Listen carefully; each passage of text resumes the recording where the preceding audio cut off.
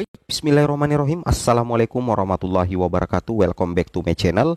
Selamat siang menjelang sore untuk rekan-rekan sekalian. Jadi pada video kali ini kembali lagi admin akan mencoba mengupdate informasi terbaru seputar P3K Guru.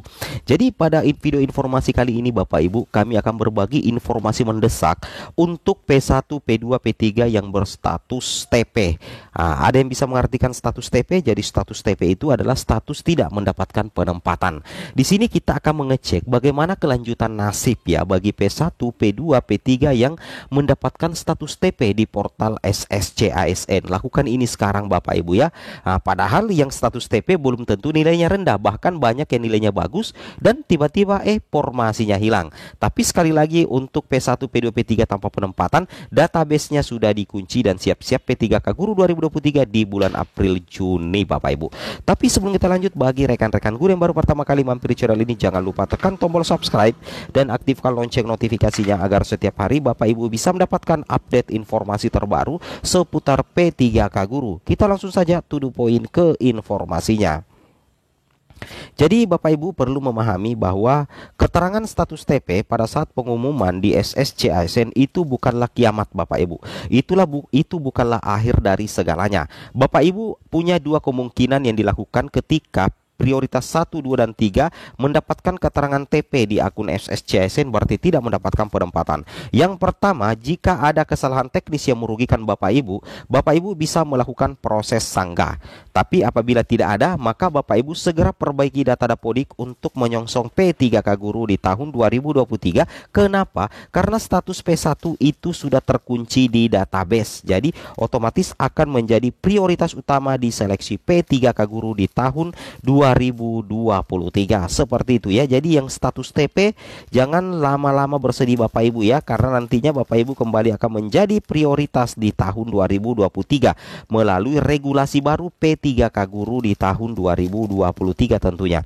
Nah, di sini Bapak Ibu perlu pahami bahwasanya bagi yang mendapatkan status TP dan merasa tersalimi karena ada kesalahan, apakah nilai Bapak Ibu yang tidak terbaca secara keseluruhan, apakah penempatan di Bapak Ibu yang tiba-tiba menghilang, apakah nilai Bapak Ibu bagus kenapa tidak lulus, observasi bagus tapi tidak lulus, maka Bapak Ibu bisa melakukan kesempatan terakhir pada hari ini tanggal 12 Maret 2023 yaitu melakukan pengisian form sanggah nilai SKD P3K Guru tahun 2023, karena ini berakhir hari ini Bapak Ibu tanggal 12 Maret 2023 pukul 23.59 dalam artian pukul 12 malam ya.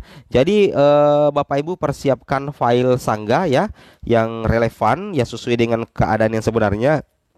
Kemudian berikan alasan sanggah yang tepat ya, dan betul-betul melambangkan keterzaliman Bapak Ibu pada saat pengumuman. Itu yang harus Bapak Ibu pahami dan Bapak Ibu cermati ya. Jadi hari ini kesempatan terakhir Bapak Ibu ya, karena mulai besok itu sudah ada jawab sanggah ya. Tanggal 13 Maret itu sudah ada jawab sanggah, sampai dengan tanggal 19 Maret juga sudah ada jawab sanggah. Itu yang harus Bapak Ibu pahami dan Bapak Ibu cermati. Kemudian kita lanjut lagi rekan-rekan sekalian, bahwasanya di sini ada informasi dari Badan Kepegawaian Negara yang memberikan solusi bagi peserta P3K Guru 2022 yang merasa dirugikan dengan hasil seleksi. Bahkan di sini dikatakan oleh Bidang Sistem Informasi Kepegawaian BKN Bapak Suharmen mengatakan, setelah hasil seleksi diumumkan, ujarnya, maka seluruh peserta baik itu P1, P2, P3 dan P4 itu diberikan kesempatan untuk menyanggah Bapak Ibu ya. Jadi silakan Bapak Ibu P1, P2, P3, P4 mendesak hari ini silakan melakukan proses sanggah, karena ini merupakan info penting dari BKN juga. Tetapi sekali lagi Bapak Ibu yang ingin melakukan proses sanggah harus punya bukti yang kuat. Jangan asal-asalan menyanggah, jangan berbohong atau memberikan bukti-bukti palsu, karena nantinya akun Bapak Ibu itu bisa dibanet ya, sehingga Bapak Ibu di blacklist dari pendaftaran P3K di tahun-tahun mendatang. hilang. Seperti itu ya. Itu yang harus Bapak Ibu pahami. Jadi di sini dikatakan oleh Bapak Deputi Suharmen, kalau ada yang merasa dirugikan, silahkan menyanggah ya. Jadi Bapak Ibu yang merasa dirugikan pada pengumuman 3 hari yang lalu, 4 hari yang lalu, maka Bapak Ibu itu dipersilakan untuk melakukan sanggahan ya. Terkait dengan diterima tidaknya sanggahan, yang penting Bapak Ibu sudah melakukan sanggahan dan disertai dengan bukti-bukti real, tidak mengada-ngada. Itu yang harus Bapak Ibu pahami ya. Kemudian kita lanjut lagi rekan-rekan sekalian. Di sini terkait dengan formasi yang hilang, sebenarnya sudah ada mekanismenya Bapak Ibu ya. Sebenarnya tidak hilang, tapi formasi itu bisa berpindah ya, bisa berpindah tempat ya. Nah, jadi di P3K 2022 itu tidak ada istilah geser menggeser, tapi formasi yang dipindahkan. Contoh misalkan ini sekolah B ya. Ini sekolah B, kebetulan itu ada satu guru lulus PG-nya Bapak Ibu ya. Ada satu guru lulus PG-nya, tetapi tidak ada kuota formasi di sekolah B, tapi ada satu kebutuhan. Nah, begitu juga dengan sekolah C. Ada satu guru lulus PG, kemudian ada kebutuhan, tidak ada formasi. Di sekolah A dalam satu instansi ini Bapak Ibu ada 2 formasi, tetapi ada 2 guru honorernya yang tidak memungkinkan untuk mengisi formasi atau kalah status dari sekolah B dengan sekolah C. Maka formasi yang ada di sekolah A dengan sekolah A ini akan dipindahkan ke sekolah B dan akan dipindahkan sekolah C tanpa menggeser guru honorer yang ada di sekolah A. Sehingga jangan heran tiba-tiba pada saat pengumuman penempatan, formasi yang ada di sekolah A itu tiba-tiba hilang Bapak Ibu ya. Itu tiba-tiba hilang. Sebenarnya tidak hilang, tapi formasi itu berpindah mengikuti guru yang sudah lolos passing grade. Nah, seperti itu ya. Jadi guru yang ada di sekolah B dan guru yang ada di sekolah C maka akan mengisi penempatan yang ada di sekolah induk masing-masing hasil penarikan atau perpindahan formasi dari sekolah A. Seperti itu Bapak Ibu ya. Itu yang harus Bapak Ibu cermati dan Bapak Ibu pahami. Kemudian di sini ada juga ya kasus yang mengatakan, Bang, saya ikut observasi di sekolah induk. Tiba-tiba pada saat pengumuman formasi saya hilang. Formasi di sekolah induk saya hilang sehingga saya tiba-tiba mendapatkan status TP. Dalam hal ini tidak lolos Bapak Ibu.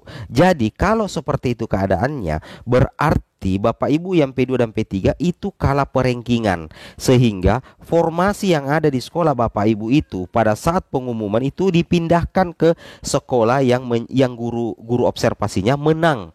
Kenapa? Karena untuk usul penempatan berdasarkan Juknis P3K Guru, untuk usul penempatan P2 dan P3 itu berdasarkan daripada urutan nilai tertinggi. Nah, jadi berdasarkan urutan nilai tertinggi. Sehingga jangan heran pada saat pendaftaran, pada saat observasi ada formasi di sekolah Bapak Ibu. Pada saat pengumuman formasinya tidak ada karena formasinya dipindahkan ke sekolah pemenang Bapak Ibu ya.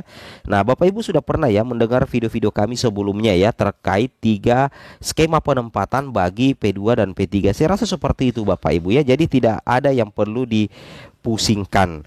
Kemudian di sini guru induk tidak bisa resume Bapak Ibu ya, tidak linear, dan pelamar umum tidak bisa resume. Nah, jadi pada saat pendaftaran ada formasi, tapi pada saat pengumuman tidak ada formasi lagi. Kenapa? Karena guru induk itu tidak bisa buat apa-apa, karena tidak bisa resume dan juga tidak linear Bapak Ibu ya, sehingga nantinya formasi itu dipindahkan ke sekolah induk yang lain yang ada guru honorernya yang bisa resume Bapak Ibu ya. Nah, seperti itu.